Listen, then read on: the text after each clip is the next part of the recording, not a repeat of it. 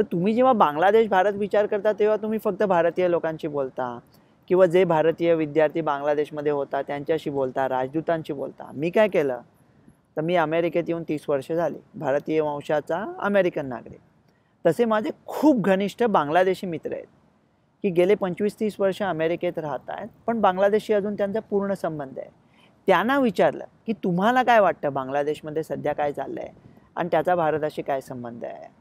ते म्हणाले, हे बघ, कोणी आला ना बांगलादेशमध्ये तर त्याला भारताबरोबर मैत्री ठेवायलाच लागेल, कारण बांगलादेश तिन्ही बाजूनी वेढला गेला आहे ना भारताने. फक्त साऊथ ईस्टला थोडासा बर्मा आहे. ते बोलले, अरे पण असं नको वाटायला, ती शेख हसीना मग भारतात कशाला पळाली, की हे भारताचं बाहुलं आहे म्हणून भारताच्या तालावर नाचतं.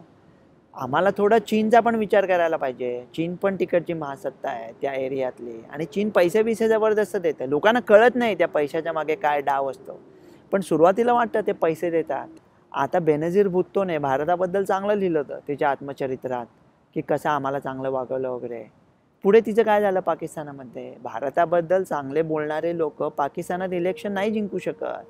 तर आपल्याला एखादा मित्र असेल, आपल्याला हवा असेल, तर आपण त्याला थोडी सूट द्यायला पाहिजे की आमच्याबद्दल वाईट बोललास तरी चालेल. नेहमी त्याला प्रॅक्टिकल आहे हो ते पॉलिटिक्ससाठी.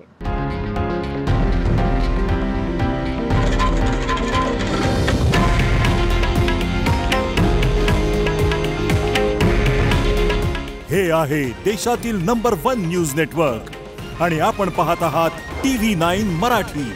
काळजी तुमची, हित महाराष्ट्राचं.